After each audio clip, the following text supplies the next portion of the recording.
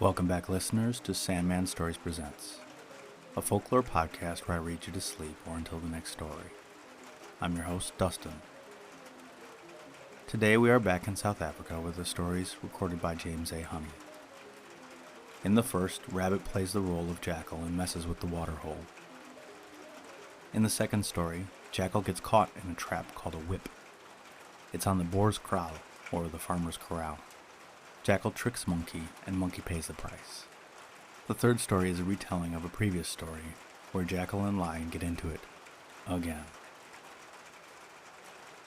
Okay, let's begin. The Dance for Water, or Rabbit's Triumph. There was a frightful drought. The rivers dried up after a while, and even the springs gave no water. The animals wandered around seeking drink, but to no avail.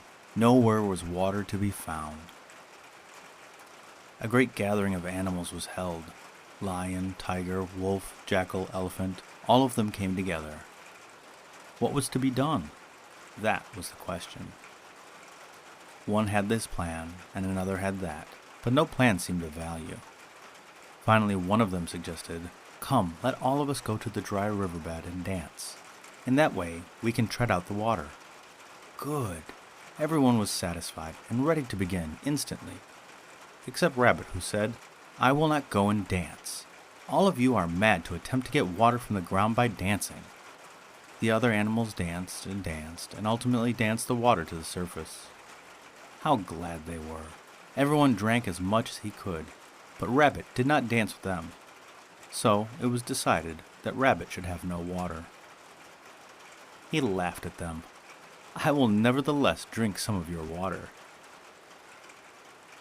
That evening he proceeded leisurely to the riverbed where the dance had been, and drank as much as he wanted.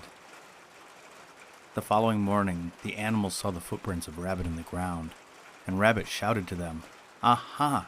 I did have some of the water, and it was the most refreshing, and it tasted fine." Quickly all the animals were called together. What were they to do? How were they to get Rabbit in their hands? All had some means to propose. The first one suggested this, and the other that. Finally, Old Tortoise moved slowly forward, foot by foot. "I will catch Rabbit." "You? How? What do you think of yourself?" shouted the others in unison. "Rub my shell with pitch, and I will go to the edge of the water and lie down. I will then resemble a stone, so that when Rabbit steps on me, his feet will stick fast." Yes, that's good." And in a 1, 2, 3, Tortoise's shell was covered with pitch. And foot by foot he moved away to the river. At the edge, close to the water, he lay down and drew his head into his shell. Rabbit during the evening came by to get a drink. "Ha!" he chuckled sarcastically. "They are, after all, quite decent.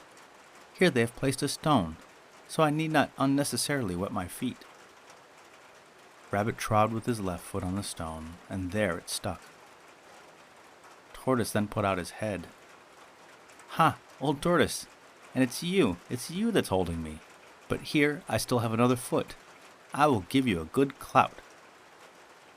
Rabbit gave Tortoise what he said he would, with his right forefoot, hard and straight, and there his foot remained. "I still have a hind foot, and I'll kick you." Rabbit drove his hind foot down. This also rested on Tortoise where it struck. "But still another foot remains, and now I'll tread on you." He stamped his foot down, but it stuck like the others. He used his head to hammer Tortoise, and his tail as a whip, but both met the same fate as his feet. So there he was, stuck tight and fast down to the pitch. Tortoise now slowly turned himself round, and foot by foot started for the other animals with Rabbit on his back. "Ha ha ha, Rabbit! How does it look now? Insolence does not pay after all, shouted the animals. Now advice was sought. What should they do with Rabbit? He must certainly die, but how? One said, behead him. Another, some severe penalty. Rabbit, how are we to kill you? It does not affect me, Rabbit said. But please don't give me a shameful death. And what is that? They all shouted. Oh, to take me by the tail and dash my head against a stone. I pray and beseech you that you don't. No, but just so you'll die. That is decided.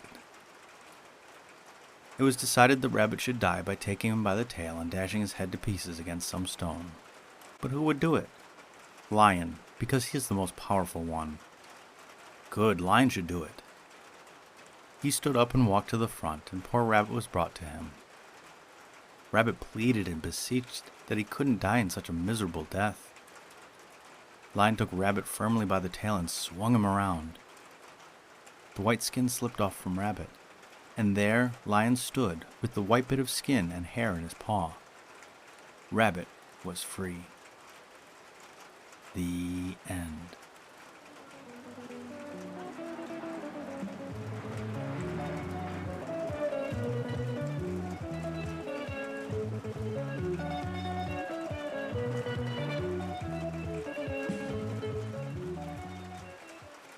Okay, and Jackal and Monkey.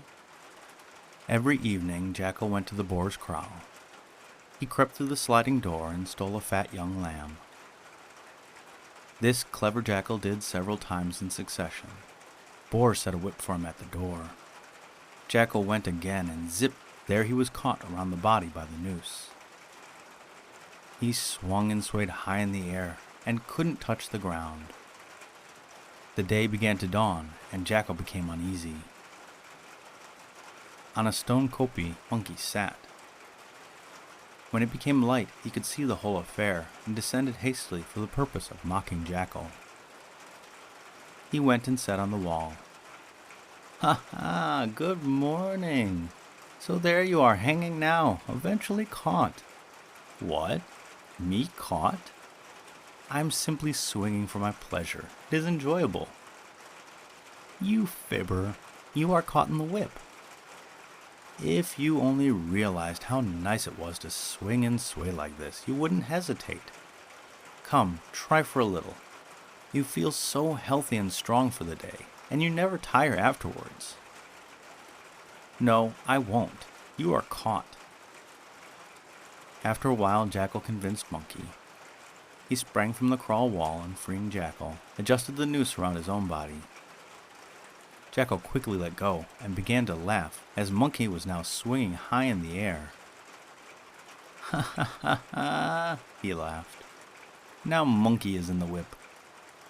Jackal, free me, he screamed. There, Boar is coming, shouted Jackal. Jackal, free me of this or I'll break your playthings. No, there Boar is coming with his gun. You rest a while in the noose. Jackal, quickly, free me. No, Boar's here already, and he's got his gun. Good morning. And with these parting words, he ran away as fast as he could. Boar came and saw Monkey in the whip. So, Monkey, now you are caught. You are the fellow who's been stealing my lambs, hey? No, Boar, no, screamed Monkey. Not I, but Jackal. No, I know you. You aren't too good for that. No, Boar, no, not I, but Jackal, Monkey stammered. Oh, I know you. Just wait a little. And Boar, raising his gun, aimed and shot poor Monkey dead. The end.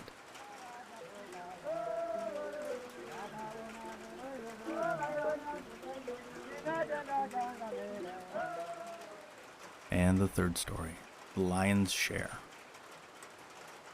Lion and Jackal went together a-hunting. They shot with arrows. Lion shot first, but his arrow fell short of his aim. But Jackal hit the game, and then joyfully cried out, "It's a hit!" Lion looked at him with his two large eyes. Jackal, however, did not lose his countenance, but said, "No, Uncle, I meant to say that you hit it." Then they followed the game, and Jackal passed the arrow of Lion without drawing the latter's attention to it. When they arrived at the crossway, Jackal said, "Dear uncle, you are old and tired. Stay here." Jackal then went on a wrong track, beat his nose, and in returning, let the blood drop from it like traces of game. "I could not find anything," he said, "but I met with traces of blood. You had better go yourself and look for it. In the meantime, I shall go this other way." Jackal soon found the killed animal, crept inside of it, and devoured the best portion. But his tail remained outside, and when the Lion arrived, he got a hold of it, pulling Jackal out, and threw him on the ground with these words, "You rascal!" Jackal rose quickly again, complained of the rough handling, and asked, "What have I done now, dear uncle? I was busy cutting out the best part." "Now let us go and fetch our wives," said Lion. But Jackal entreated his dear old uncle to remain at the place because he was old. Jackal then went away, taking with him 2 portions of the flesh, one for his own wife, but the best part for the wife of the Lion. When Jackal arrived with the flesh, the children of the Lion, seeing him, began to jump, and clapping their hands cried out, "Here comes cousin with flesh!" Jackal threw grumbling the worst portion to them and said, "There, you brood of the big-eyed one." Then he went to his own house and told his wife immediately to break down the house and to go where the killed game was.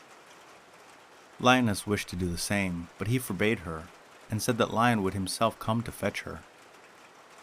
When Jackal with his wife and children arrived in the neighborhood of the killed animal, he ran into a thorn bush, scratched his face so that it bled, and thus made his appearance before Lion, to whom he said, "Aha, what a wife you've got! Look here how she scratched my face when I told her that she should come with us. You must fetch her yourself. I cannot bring her." Lion went home very angry. Then Jackal said, "Quick, let us build a tower." They heaped stone upon stone, stone upon stone, and stone upon stone, and when it was high enough, everything was carried to the top of it. When Jackal saw Lion approaching with his wife and children, he cried out to them, "Uncle, while you were away, we built a tower, in order to better be able to see the game." "All right," said Lion, "but let me come up to you." "Certainly, dear uncle. But how will you manage to come up? We must let down a thong for you." Lion tied the thong around his body, and Jackal began drawing it up. But when it was nearly to the top, Jackal cried to Lion, "My uncle, how heavy you are!" Then, unseen by Lion, he cut the thong. Lion fell to the ground, while Jackal began loudly and angrily to scold his wife, and then he said, "Go, wife, fetch me a new thong." "An old one," he said to her quietly. Lion again tied himself to the thong, and just as he was near the top, Jackal cut the thong as before. Lion fell heavily to the bottom, groaning aloud, as he had been seriously hurt. "No," said Jackal, "that will never do. You must, however, manage to come up high enough so that you can get a mouthful at least." Then aloud he ordered his wife to prepare a good piece, but aside he told her to make the stone red hot and to cover it with fat. Then he drew the Lion up once more, and complaining how heavy he was to hold, told him to open his mouth, and thereupon threw the hot stone down his throat. Lion fell to the ground and lay there pleading for water, while Jackal climbed down and made his escape. The end.